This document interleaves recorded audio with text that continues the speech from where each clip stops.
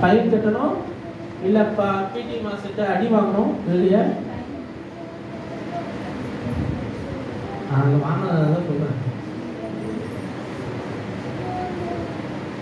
Punishment கொடுக்கணும். ஏன்னா ஒழுக்கத்தை கற்றுக் கொடுக்குது. ஆனால் இந்த சபையில் தான் மெயினாக ஒழுக்கத்தை கற்றுக் கொடுக்குறோம். ஆனால் ஒழுங்கினமாக பண்ணுறது சபையில் தான். ஏன்னா யார் என்ன கேட்க போறா? யாரு என்ன கேட்க போறா? இப்பொழுது வருகை வந்ததுன்னா ஆண்டு வந்தா கூட எனக்கு தூக்கமா இருக்கு, நான் அப்ப கூட வரேன், வெயிட் பண்ணுங்கன்னு சொல்லுவீங்களா? அப்படிதான் இருப்பாங்க. எப்போ வரும் தெரியாது ஆண்டோட வருகை. ஆனா நம்ம ஓடுறது நம்ம வெற்றிக்காக ஓடும். இந்த தலைப்பே அதுதான், இந்த வெற்றிக்காக ஓடுங்க. Run to win.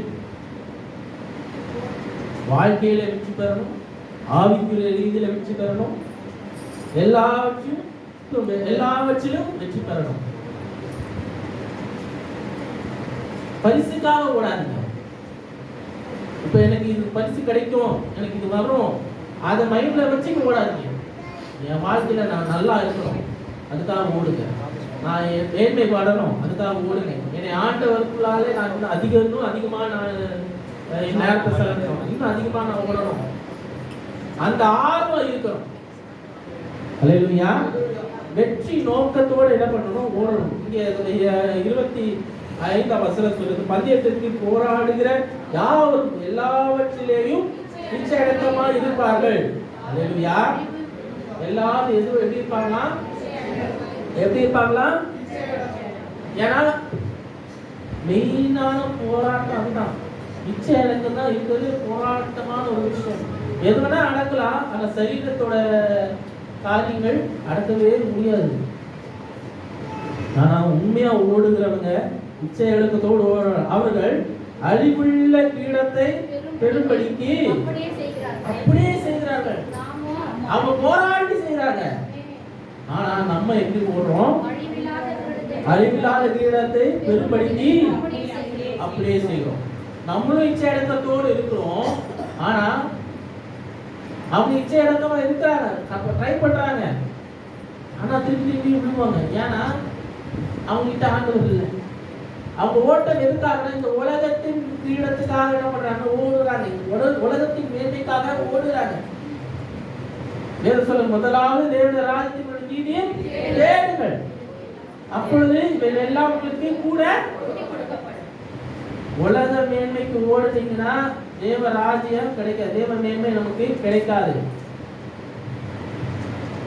தேவ நீதியும் அவருடைய ராஜ்யத்தையும் நம்ம தேடுவோம். முதல்ல உலக காய்கள் எல்லாம் ஆட்டோமேட்டிக்கா நமக்கு வரும். ஹலோ, ஆண்டுக்கு முன்பாக உண்மையா இருக்கணும், பொய்யரா இருக்கக்கூடாது, இருக்கவும் முடியாது. மனுஷன் வேணா பொய்யரா இருக்கலாம். நான் வெளிப்படையா சொல்றேன், நான் ஒழுங்கு கிடையாது, என்கிட்ட பாவம் இருக்குது. எனக்கு அப்பா சொல்ற ஒரே காரியம், சாகுற வரைக்கும் இந்த சரீரம் பாவம் செய்யும். இந்த சரீரம் சாகுற வரைக்கும் பாவம் செஞ்சுட்டு தான் இருக்கும். பாவம் நிறைந்த சரீரம். ஆனா இந்த ஆத்மா பரிசுத்தமா இருக்குதா? இந்த சரீரத்துக்குள்ளாலே பாவம் செய்யுது.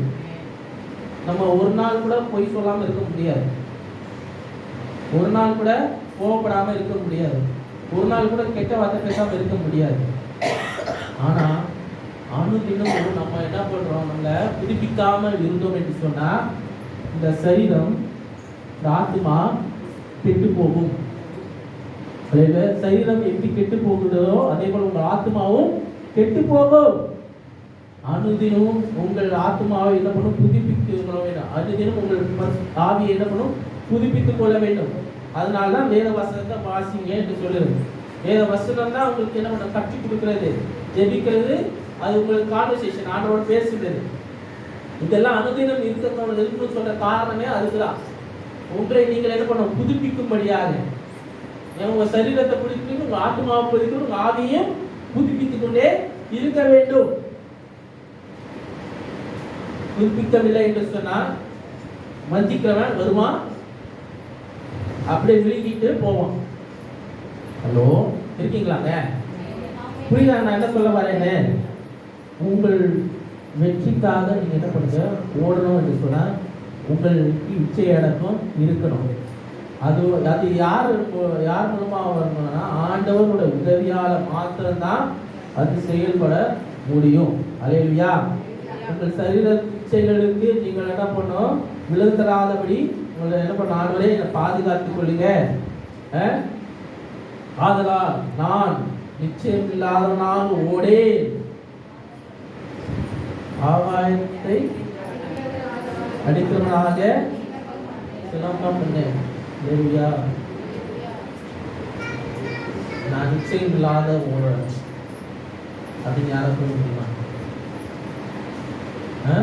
நிச்சயமே இல்லாம நான் ஓடுறேன் நீங்க சொல்ல முடியுமா? என் லைஃப்ல எதுவுமே இல்லை, இந்த கோலும் இல்லை, அடுத்து என்ன நடக்குன்னு தெரியல, ஏனோ தானே நான் போய்கிட்டு இருக்கேன். யாராவது அப்படி இருக்கீங்களா? அப்பனா ஏதோ பிரச்சனைன்னு அர்த்தம். நிச்சயம் இல்லாதவனாய் ஓடாதபடி உங்களுக்கு ஆண்டவர் வைத்த பரிசுக்காக நீங்க என்ன பண்ணுங்க, ஓடுங்க. அந்த லெக்குக்காக ஓடுங்க. பரிசு பெறும் வரைக்கும் கஷ்டம் இல்லையா? பரிசு பெறும் வரைக்கும் கஷ்டம். அதுக்காக போராடணும், எல்லாத்தையும் அடக்கிட்டு ஓடணும். ஆனா பரிசு வந்துட்ட அப்புறம் அதுல இருக்கிற ஒரு ஆனந்தம் அது மாதிரி வேற எதுவுமே கிடையாது இல்லையா? பரிசு பெருமறைக்கு தான் பிரச்சனை, பரிசு பெருமறைக்கு தான் சோதனை, பரிசு பெருமறைக்கு தான் போராட்டங்கள், கவலைகள், கண்ணீர்கள் இருக்கும், சோதனைகள் அதிகமாக இருக்கும், வேதனைகள் அதிகமாக இருக்கும், இழப்புகள் அதிகமாக இருக்கும். ஆனா அதை பெற்று விட்டோம் என்று சொன்னா அதை விட வேற எதுவுமே கிடையாது. அந்த மாதிரி ஒரு சந்தோஷம் வேற எங்கேயும் கிடைக்காது. பெருவரைக்கும் ஓடுங்க, பெருவரைக்கும் ஓடுங்க. உங்களுக்காக நியமித்த பரிசு மறுவரைக்கும் ஓடுங்க. விட்டு விடாதீங்க, பாதியிலே நின்றுடாதீங்க. போராட்டங்களா இருக்குது, பிரச்சனைகளா இருக்குது, வலிகள், எனக்கு வலியா இருக்குது, எனக்கு வலிக்குது, விட்டுடாதீங்க, தொடர்ந்து ஓடுங்க. ஒரு ரியல் லைஃப் ஸ்டோரி ஒன்று இருக்குது. கிளிஃப் யங் என்ற ஒரு 61 வயது ஒரு மூத்தார் வந்து அவர் ஒரு ஃபார்மர், ஒரு விவசாயி. அவர் பசு மாடுகளை மேய்த்து கொண்டு இருந்தார். அவருக்கு ஒரு ஆஸ்திரேலியாவில் நடந்த ஒரு சம்பவம். கிளிஃப் யங் அப்படின்னு சொல்லி போட்டோன்னா அது அவங்களுக்கு அங்கே ஒரு ரேஸுக்காக ஒரு போஸ்டர் அவர் என்ன பண்ணாரு, பார்த்தார். இவருக்கு ரேஸ் முன்ன ஓடுறது கிடையாது, ரேஸ் முன்னாடி ஓடுறது கிடையாது. இது அதுக்கு அல்ட்ரா மேரத்தான் சொல்லி அந்த டைமில் ஆஸ்திரேலியாவில் வச்சுருந்தாங்க. அது 875 கிலோமீட்டர் ஓடும். அது கிட்டத்தட்ட 5 நாள் இல்லை 6 நாளும் ஓடும் அந்த மேரத்தான்.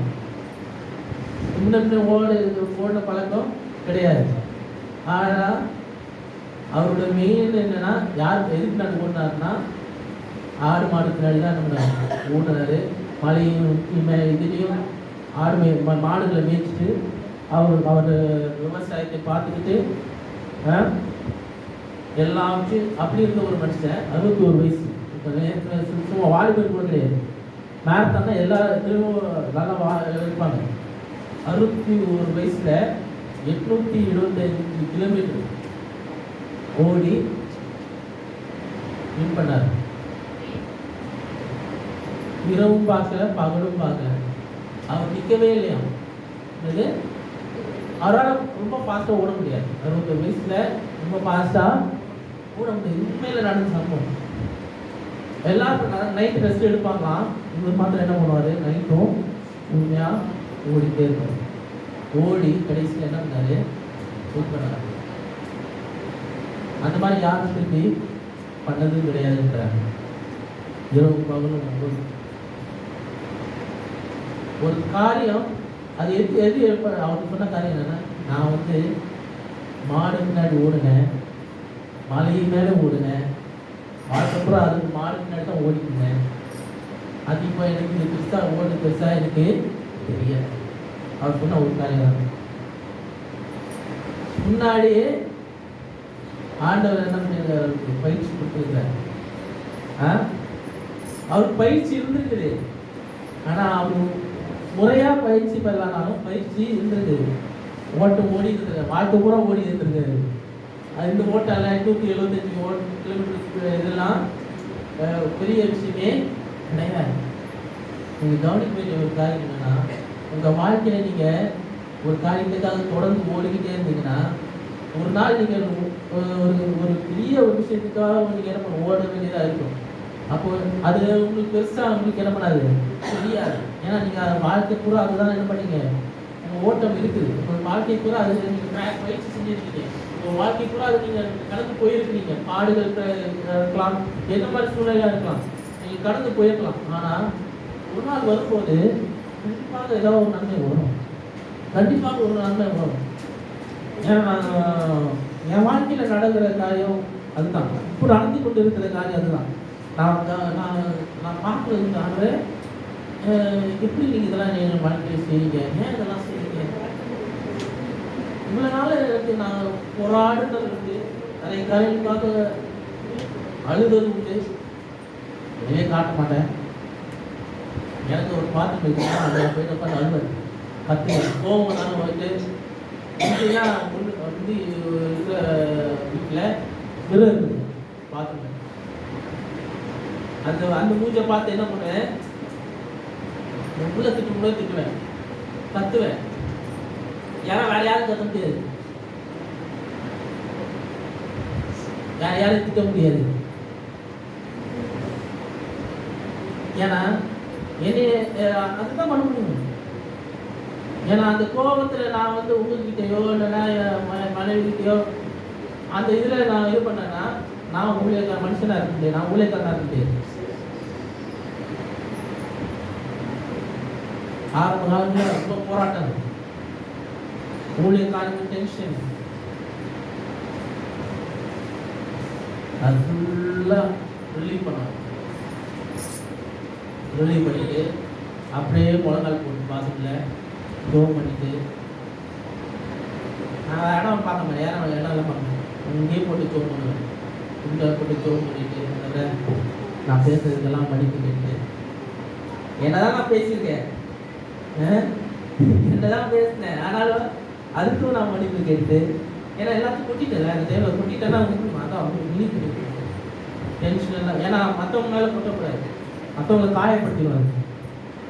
நாங்கள் கவனமாக இருக்கு, யாரையும் நான் காயப்படுத்தக்கூடாது. எவ்வளோ கோவம் இருந்தாலும் எவ்வளோ இது பண்ணாலும், ஈவன் வீட்டில் மனைவியோட சண்டை வந்தாலும் சரி, மனைவியோட கோவப்பட்டாலும் சரி, எவ்வளோதான் இது பண்ணாலும் அந்த ஒரு நாள் தான், அந்த ஒரு நேரம் தான். அந்த நாள் ராத்திரி தாண்டக்கூடாது. உடனே காம்ப்ரமைஸ், ஏதாவது ஒரு இல்லை காம்ப்ரமைஸ். ஏன்னா அடுத்த நாள் கொண்டு போனேன்னா என்னால் தாங்க முடியாது.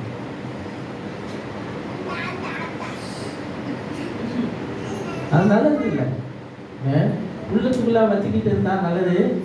உங்களை தான் என்ன பண்ண நோய்படுத்திடும், உங்களை தான் கஷ்டப்படுத்திடும். எவ்வளோ திட்டணுமோ தனியாக உங்களே நீங்கள் திட்டுவோம், அது எவ்வளோ பெரிய நல்லது. பெஸ்ட்டு இது என்னன்னா, திட்டணும்னா உங்களே நீங்கள் என்ன பண்ணிக்கணும், திட்டிக்கணும். யாருக்கும் பாதகம் இல்லை, யாரையும் நீங்கள் என்ன பண்ணல காயப்படுத்தலை, யாரையும் நீங்கள் என்ன பண்ணல புறம் சொல்லல, யாரையும் நீங்கள் என்ன பண்ணல குற்றம் சொல்லலை. ஓடுங்க, உங்களுக்காக ஓடுங்க, உங்கள் குடும்பத்துக்காக ஓடுங்க, ஜெயிக்கிற வரைக்கும் ஓடுங்க, ஓடிக்கிட்டே இருங்க. எவ்வளோ நேரம் விழலாம், அடிப்படும், காயப்படுவீங்க, சுத்தப்படுவீங்க, வலிக்கும், ஓடுங்க, நிறுத்தாதீங்க, திரும்பி எரிச்சு ஓடுங்க. பலவீனமாக தான் இருக்கும், ஓடுங்க, நிறுத்தாதீங்க. 5 காரியம் இருக்குது, 5 காரியம் இருக்குது. முதலாவது உங்கள் இருதயம். The heart. அது இருக்குன்னா நல்லா ஓடுறதுக்கு இருதயம் ரொம்ப முக்கியம். உங்கள் இருதய கண்டிஷன் நல்லா இருக்கும். உங்கள் இருதய கண்டிஷன் என்ன பண்ணும்? நல்லா இருக்கணும். நல்லா இருந்தாதான் அந்த ரத்த ஓட்டம், இந்த பம்பிங் அது நல்லா இருந்தாதான் நல்லா ஓட முடியும். இல்லை மூச்சு வாங்கி பாதிலே நின்றும். எப்போ எதுக்கு இருதயத்தை சொன்னா, வாழ்க்கை நல்லா இருக்கணும், கர்த்தரோடு நேரத்தை செலவிடு. இருதயம் என்று சொல்லும் போது கர்த்தரோட நேரத்தை செலவிடுது. அப்போ செலவிட செலவிட செலவிட இன்னும் நல்லா ஓடலாம். ரெண்டாவது காரியம் தலை, your head. புதிதான காரியங்களை கற்றுக்கொள்வது. இது உங்கள் தலை எது குறிக்குதுன்னா, இன்னும் புதிதான காரியங்களை உங்க வாழ்க்கையில கற்றுக்கொள்வது அவசியம். அல்லேலூயா. புதுசான காரியங்களை நீங்க என்ன பண்ணணும்? கற்றுக்கொள்ள ஆர்வப்படணும். உங்க வாழ்க்கைக்கு என்ன வேணுமோ அது உங்களுக்கு தெரியாது, ஆனா ஆண்டவருக்கு தெரியும். உங்களை விட உங்க வாழ்க்கை குறித்த கரிசனை யார்கிட்ட இருக்கு? ஆண்டவர்கிட்ட இருக்கு. நீங்க நல்லா இருக்கணும்னு அவர் விரும்புகிறார். நீங்க மேன்மைப்படணும்னு அவர் விரும்புகிறார். உங்களுக்கு நீங்க நாசமா போகணும்னு அவர் சித்தம் இல்ல.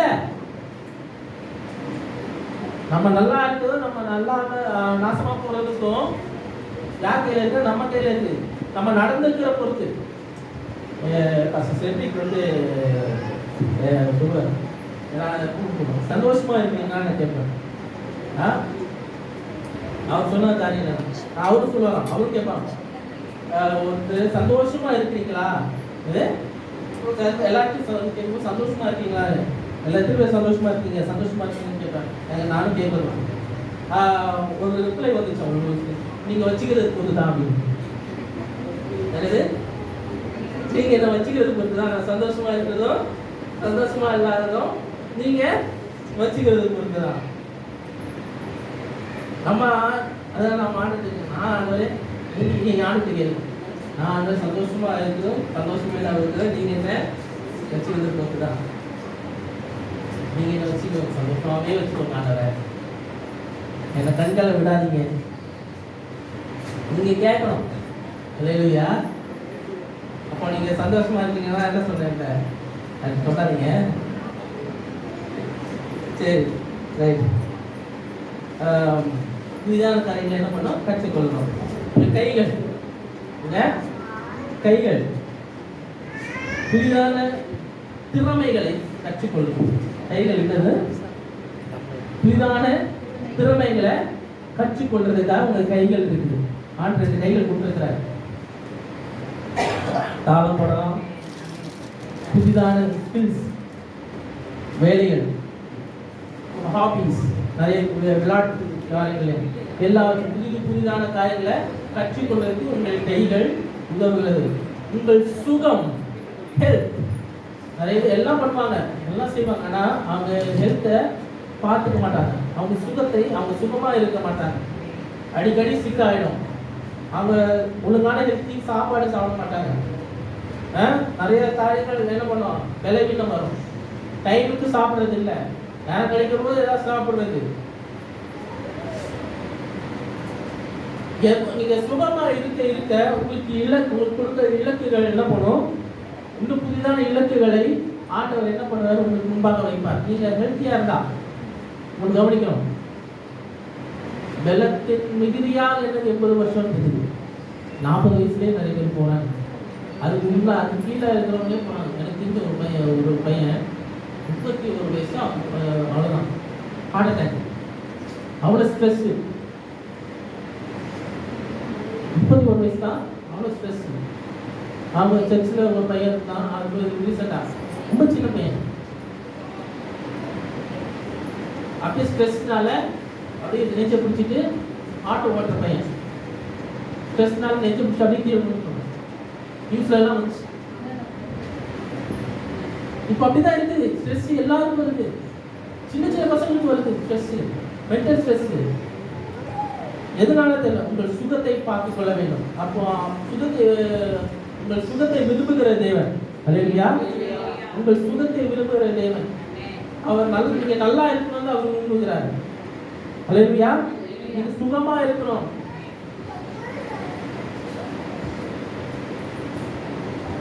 நீதிமான் எல்லாவற்றிலும் வாழ்ந்து சுகமா இருப்பான். அல்லேலூயா, நீங்க எல்லாவற்றிலும் வாழ்ந்து சுகமா இருப்பீங்க. அதான் சொல்றேன், நீங்க ஆண்டு நான் எல்லாவற்றிலும் வாழ்ந்து சுகமா இருப்பேன். நான் எல்லாவற்றிலும் வாழ்ந்து எல்லா திசையிலும் நான் நல்லா இருக்கணும். எல்லா ஃபீல்ட்ஸிலும் நான் நல்லா இருக்கணும். நீங்க சுகமா இருக்க, நீங்க நல்ல ஹெல்த்தியா இருந்தீங்கன்னா ஆண்டவர் என்ன பண்றாரு, இன்னும் அதிக லக்குகளை உங்களுக்கு என்ன பண்றாரு, தராரு. இன்னும் நீங்க நிறைய கோல்ஸை நீங்க என்ன பண்ணலாம், அச்சீவ் பண்ணலாம் உங்க வாழ்க்கையில. இன்னும் எதிர்காலத்தில் இன்னும் நிறைய காரியங்கள் என்ன பண்ணலாம், செய்யலாம். 5வது காரியம் என்னன்னா, உங்கள் வீடு. உங்கள் வீட்டுக்கு நீங்கள் ஊழியக்காரர்கள், ஒரு servant of your house. உங்கள் வீடு சரியா இருக்கணும் என்று சொன்னா,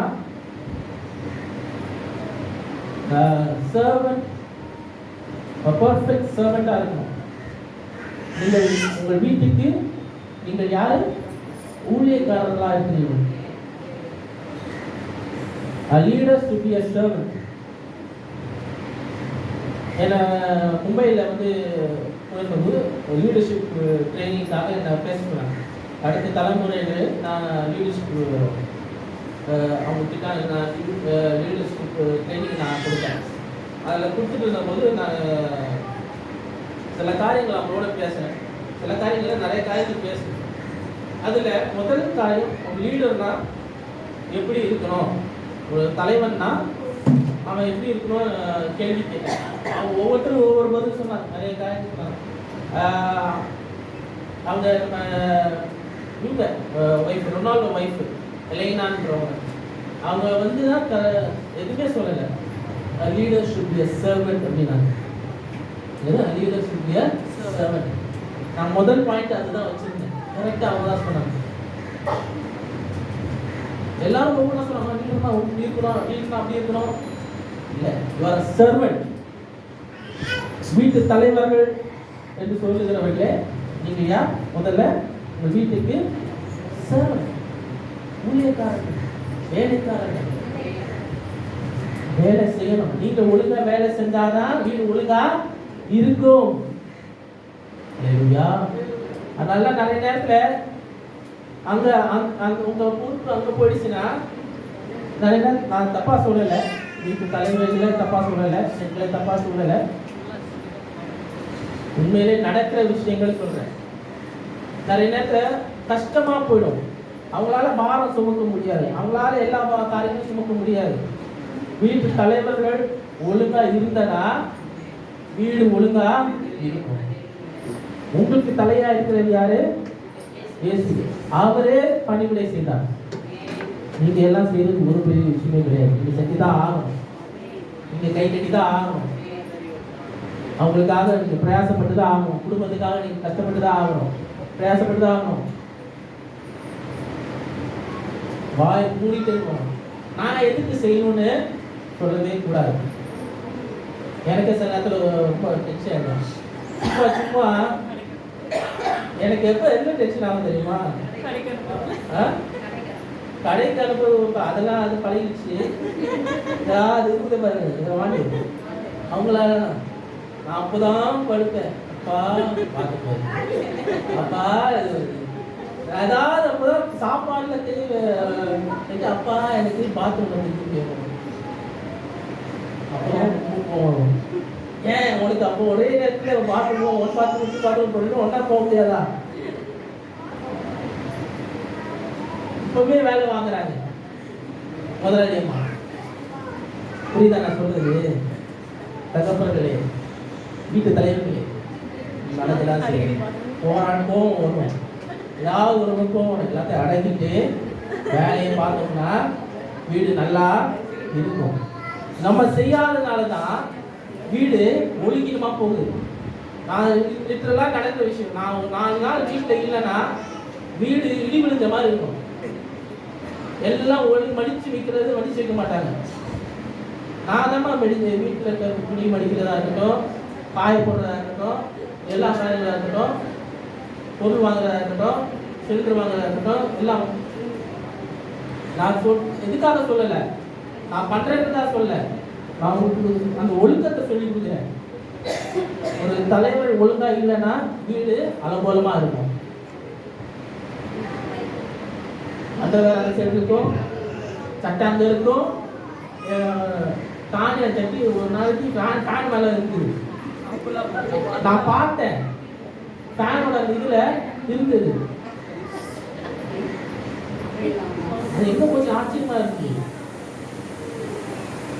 இருக்கும், ஏதாவது இருக்கும். ஆனா நீங்க எப்படி வச்சுக்கிறீங்களோ அது பொறுத்துதான். வீடு எவ்வளவு அழகா இருக்கணுமோ அவ்வளோ அழகா இருக்குது. இப்போனா தலைவர்கள் ஒழுங்கா இருக்காங்க. தலைவர்கள் ஒரு ஊழியக்காரர்களா இருந்தால் மாத்திரம்தான் வீடு ஒழுங்கா இருக்கும். தலைவர்கள் நான் அதெல்லாம் செய்ய மாட்டேன், நான் இதெல்லாம் பண்ண மாட்டேன் அப்படி இருந்தா அதை பண்ணாம தான் இருக்கும். யாரும் பண்ண மாட்டாங்க. நீங்க பண்ண வேண்டியது நீங்க என்ன பண்ண கண்டிப்பா பண்ணி தான் ஆகணும். ப்ரொவைடர் ஆஃப் தி ஹவுஸ் எல்லாம் ஓகே தான், நல்லதான். நீங்க எது செய்றீங்க எல்லாம் செய்றீங்க. ஆனா வீட்டில் இருக்கிற இதையும் என்ன பண்ணுறீங்க இதுதான். அவங்க வெளியே எவ்வளோ செய்கிறீங்களோ அதே போல வீட்டில் என்ன பண்ணணும் செய்யணும். வெளியே எவ்வளோ காரியம் பண்ணாலும் வீட்டில் என்ன பண்ணணும் ஒழுங்கா வைக்கணும். நீங்கள் ஒழுங்கா வைக்கலன்னா யாரும் ஒழுங்கா வைக்க மாட்டாங்க. ஏன்னா அவங்களுக்கு ஒழுங்கா வைக்கிறது தெரியாது, அந்த கரைகள் இல்லை. அவங்க பிரயாசப்படுவாங்க, எல்லா காரியம் செய்யணும். நீங்கள் ஒழுங்கா இருக்கணும். அல்லேலூயா. நீங்கள் ஒழுங்குபடுங்க. அப்போ வீடு ஒழுங்குபடும், வீடு பலப்படும், உங்கள் வீடு ஆசீர்வதிக்கப்படும், உங்கள் வீடு சுகப்படும். அல்லேலூயா. நீங்க உங்க வீட்டை ஹெல்த்தியா வச்சுக்கோங்க, அது உங்க கையில தான் இருக்கு. நீங்க வழி மாறி போயிட்டீங்கன்னா உங்கள் குடும்பங்கள் வழி மாறி போயிடும். நீங்கள் கற்றுக் கொடுக்கவில்லை என்று சொன்னா அவங்க கற்றுக்கொள்ள முடியாது. திசை மாறி போவாங்க, உலக காரியங்களை விழுவாங்க, தேவையான காரியங்களை பாவத்தில் விழுவாங்க. நீங்க ஒழுங்குபடணும். நிறைய நேரத்தில் வீட்டு தலைவர்கள் திசை மாறி போகும்போது தான் யார் கஷ்டப்படுறாங்க, அந்த பொறுப்பு யார் எடுத்துக்கிறாங்கன்னா வீட்டு தலைவி அம்மா எடுத்துக்கிறாங்க, அம்மாக்கள் எடுத்துக்கிறாங்க. அதனால என்ன பண்றது, 2-3 மடங்கு வேலை அவங்க கையில் விழுந்துடும். பாடுபடுறாங்க, கண்ணீர் இருக்குது, கவலை இருக்குது, எல்லாத்தையும் தலைமையில போட்டுட்டு அவங்க பலவீனமாகி நூடுல்ஸ் ஆகி எல்லா பேச்சையும் வாங்கி தேவையில்லா திட்டுகள் வாங்கி யாரால, தலைவரால, அம்மா தலைவி அம்மாவுக்கு திட்டு விடும். யாரும் யாரும் சுத்தி சொந்தக்காரங்க அவங்க எல்லாம் அவங்க தலைவரை திட்டவே மாட்டாங்க, அவங்களதான் திட்டுவாங்க. தலைவர்கள் அவங்க நீங்க திட்டு வாங்குறது அவங்க கையில இருக்குது. நீங்க பண்றதுனால திட்டுறாங்க, ஆனா உங்களை விட அதிகமா திட்டு வாங்குறது யாரு, அவங்க வாங்குவாங்க. வீட்டுக்காரங்க தான் என்ன பண்ணுவாங்க, அதிகமா வாங்குவாங்க. யாரால, சொந்தக்காரங்களால, சுத்தி இருக்கிறவங்களால. நம்ம திட்டு வந்து நமக்கு அவளை தாங்கிக்கலாம், அவங்களால தாங்க முடியாது. பிலிப்பியர் 4:13 என்னை பலப்படுத்த கிறிஸ்துவினாலே எல்லாத்தையும் செய்ய எனக்கு பலன் உண்டு. அது சொல்லணும்னா நீங்க பலப்படணும். அல்லேலூயா. ஆண்டவருக்குள்ள நீங்க என்ன பண்ணணும், முதல்ல பலப்படணும். திரும்பி பலப்படுங்க. அப்போ இன்னும் நிறைய ஓடுவீங்க, உங்க குடும்பம் உங்களோட சேர்ந்து ஓடி வரும். அல்லேலூயா. அப்போ இன்னும் நீங்க சொல்ல, நானும் என் வீட்டாரோட கர்த்தரையே சேவிப்போம் என்று சொல்ல முடியும். குடும்பமா சேவிக்கணும் ஆண்டவரை, குடும்பமா ஆண்டவரை தொழுது கொள்ளணும். அப்போ சபை நிரம்பும், சபை பெருகும். இன்னும் நீங்க என்ன மற்றவங்களுக்கு ஆசீர்வாதமா இருப்பீங்க. நீங்க ஒழுங்கா இருந்தீங்கன்னா, உங்க குடும்பம் ஒழுங்கா இருந்தா உங்களை பார்த்து நிறைய குடும்பங்கள் ஆசீர்வதிக்கப்படுவாங்க. நிறைய குடும்பங்கள் அவங்க மூலமாக சபைக்கு என்ன பண்ணுவாங்க, வருவாங்க. நீங்களே ஒழுங்கா இல்லாம சபைக்கு போயிட்டு ஆண்டு பேரை என்ன பண்ணுவீங்க, நாமத்தை தூசிக்கிற மாதிரி பண்ணீங்கன்னா சபைக்கு வருவாங்க. அதனால சபை வளராம இருக்கு. புரியுதா நான் சொல்ல வருது? சபை வளர்ந்து இருந்தீங்கன்னா உங்களோட நடத்தைகளை பார்த்தா இருக்கு. நீங்கள் எப்படி நடந்து கொள்ளுங்க, உங்கள் சாட்சிகளை வைத்துதான் என்ன பண்ணுவாங்க, சபைக்கு வருவாங்க. இந்த உலகத்துல நீங்க எப்படி வாழுறீங்க, அந்த வாழ்க்கையை பார்த்துதான் என்ன பண்ணுவாங்க, சபைக்கு வருவாங்க. இன்னும் மாடுகள் சேரும்.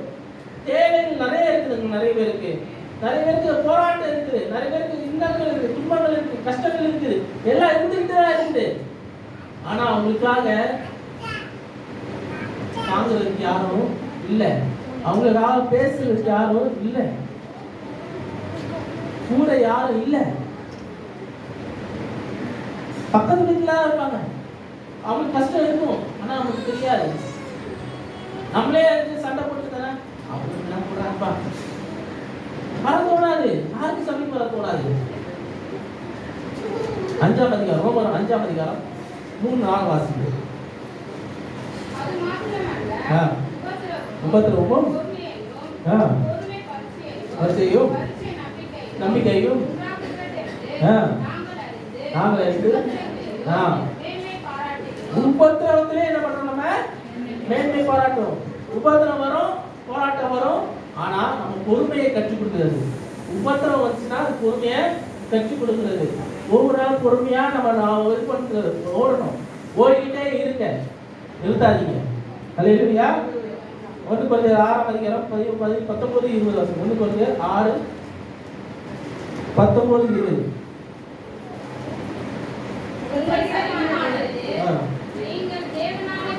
தேவனாலே பெற்றும்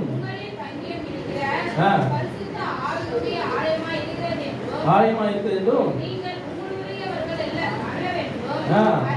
அறியீர்களா? 20 வசனம். கிரியத்துக்கு கொல்லப்பட்டீர்களே, ஆகையால் தேவனுக்கு உடையவராக உங்கள் சரீரத்தினாலே உங்கள் ஆவியினாலும் தேவனை மகிமைப்படுத்துங்கள். அல்லேலூயா. உங்கள் சரீரம் உங்களுடையது கிடையாது. அப்போ அந்த சரீரத்தை ஒழுங்கா பார்த்துக்கிறது யார் கையில இருக்குது?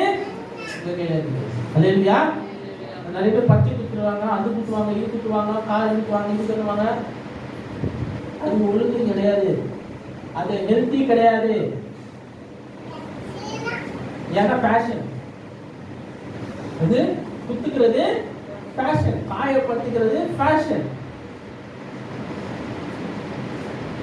உங்களை ஆண்டவர் உங்களை நேச்சுரலா அழகா தான் படைச்சிருக்கிறார். உங்களை விசித்திர வினோதமா உருவாக்கி இருக்கிறேன்றார். அல்லேலூயா. வேதம் சொல்லுது, என்னை நான் எப்படி உருவாக்கிறேன்? விசித்திர வினோதமாய், என்னை போல வேற யாரும் இல்ல, அப்படிதான் உருவாக்கி இருக்கிறார். I am special in my own right. எனக்கு நானே ஸ்பெஷலா தான் இருக்கேன். ஆனா நான் எனக்காக என்னை வேற விதமா நான் அழகுபடுத்திக்கிறோம் அப்படின்னு எதுவுமே இல்லை. நேச்சுரலாவே அழகு. என் ஆண்டவருக்காக அழகா தான் உருவாக்கி இருக்கிறார்.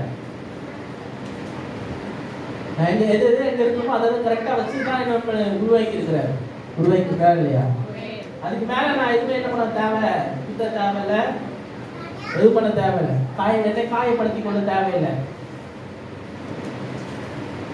ஆண்டு உங்களை அழகா படைச்சிருக்கிறாரு. உங்கள் சரீரத்தை நீங்க என்ன பண்ணணும்? பாதுகாக்கணும். உங்கள் சரீரத்தை ஒழுங்கா நீங்க வச்சுக்கணும். வாடகை கொடுத்துருங்க உங்க சரீரத்தை கிட்ட. இல்லையா? உங்கள் சரீரம் யாருக்கு? அவருக்கு வாடகை கொடுத்துருக்காரு. இந்த பூமி வாடகை கொடுத்துருக்கிறாரு, குத்தகை கொடுத்துருக்கிறார் நமக்கு.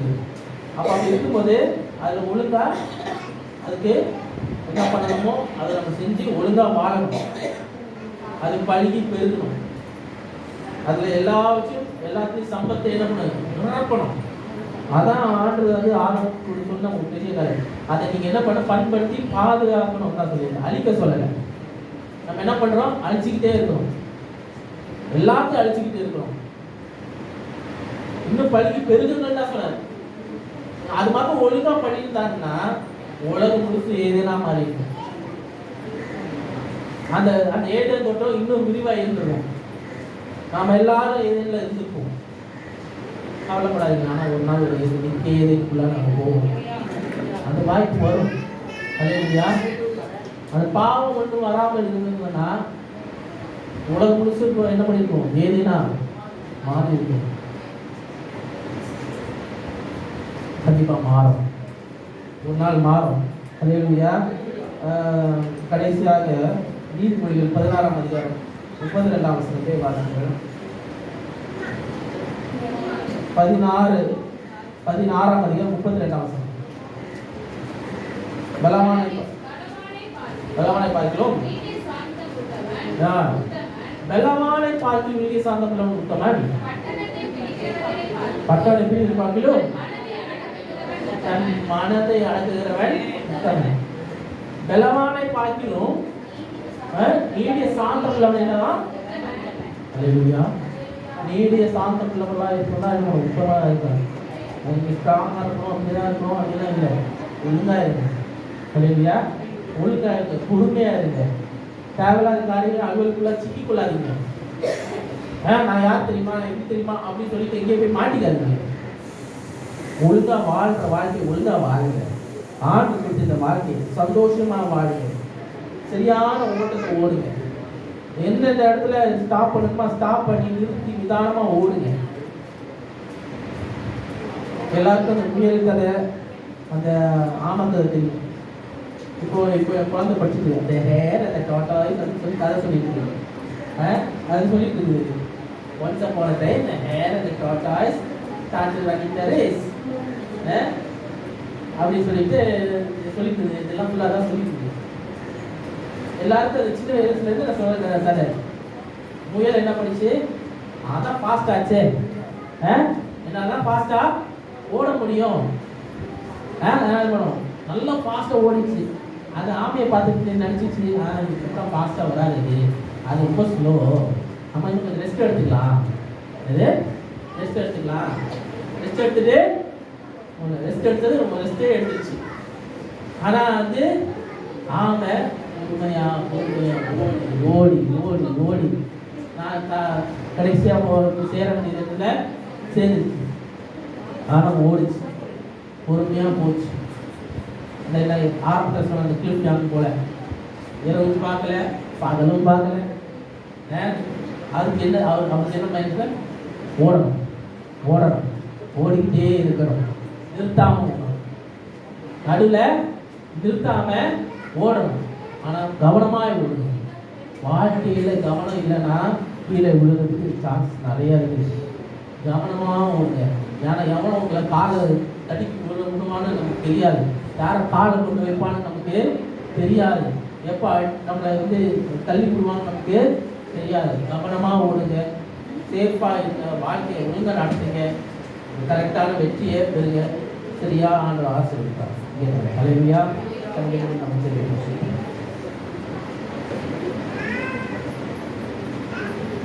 நல்ல தப்பு சொல்லுகிறேன். எங்களோடு நீ நேரம் விடைப்பட்டதுக்காக நன்றி. இந்த வார்த்தை எங்களோடு பேசுனதுக்காக நன்றி. நீர் எங்களை ஆசீர்வதிக்கிறேன். எங்கள் தொழிலை பாராட்டுகிறேன். ஒரு சித்த மெதுவாழ்படி செய்ய அந்த ஓட்டு ஆசீர்வதிங்க. இந்த மாதம் இறுதிக்குள்ளாக நாங்கள் வந்திருக்கிறோம். அடுத்த மாதத்துக்குள்ளாக நம்ம பிரவேசிக்க போகிறோம். இந்த வருஷம் வந்து சீக்கிரமாக முடிஞ்சிச்சாங்க. எப்படி ஆரம்பிச்சது எப்படி முடியும் போகுதுன்னு தெரியல. நேரம் போய்கிட்டே இருக்கு, காலங்கள் போய்கிட்டே இருக்கு. நாங்கள் அதை பிரயோஜனப்படுத்திக் கொள்ள முடியாது பாராட்டுங்க. நாங்கள் இழந்தது போதும், நாங்கள் கஷ்டப்பட்டது போதும் ஆனவர், நாங்கள் பாடுதல் பட்டது போதும். எவ்வளோதான் நாங்கள் இழப்புவானவர். இனிமேல் நாங்கள் தெரிகிறவர்களாக இருக்க முடியாது. இன்னும் அதிகமாக ரெட்டத்தனையாய் நாங்கள் ஆசீர்வாதத்தை பெறணும். ரெட்டத்தனையாய் நாங்கள் கிருபைகளை பெறணும். அது நீர் அளவே செய்யுங்க, வெள்ளப்படுத்துங்க, பெரிய காரியங்கள் செய்யுங்க, பலத்த காரியங்கள் செய்யுங்க. வாரம் முழுவதும் நீ கூட இருக்க. இன்னும் அதிகமான காரியங்கள், இன்னும் அதிகமான கிருபைகள் உங்கள் வாழ்க்கையில பெருகட்டும். ஆசீர்வாதம் வரட்டும், சேமம் வரட்டும். இந்த தேசத்தில் இருக்கிற காரியங்கள் எல்லாம் மாறட்டும், சூழ்நிலை மாறட்டும். எங்கள் கிறிஸ்தவர்களுக்கு எதிராகவும் அல்லது ஒடுக்கப்படுகிறவர்களாக இருக்கிறாங்க எல்லாவற்றையும் மாற்றி போடுங்க. விடுதலையோடு ஆராதிக்கணும், விடுதலையோடு குதிக்கணும். இன்னும் எல்லா இடத்தையும் நாங்கள் போகணும். எல்லா இடத்துலையும் போகணும். இந்திய தேசம் முழுவதிலும் ஒவ்வொரு ஸ்டேட்லையும் இந்த விக்டாபிஸ் இருக்கணும். ஆண்டவர் அதை செய்தி நாங்கள் விசுவாசிக்கிறோம். இன்னும் வளர தேவைப்படுறோம், இன்னும் பெரிய தேவைப்படுறேன். புதன் நாட்கள் நேர்மையாக வைப்பில்லாத இயேசு கிறிஸ்துவின் நல்ல பிதாவே ஆமென். எல்லோரும் சொல்லுங்க. ஆத்மாவே கர்த்தரை ஸ்துதி, என் முழுவதுமே நாமத்தை ஸ்துதி.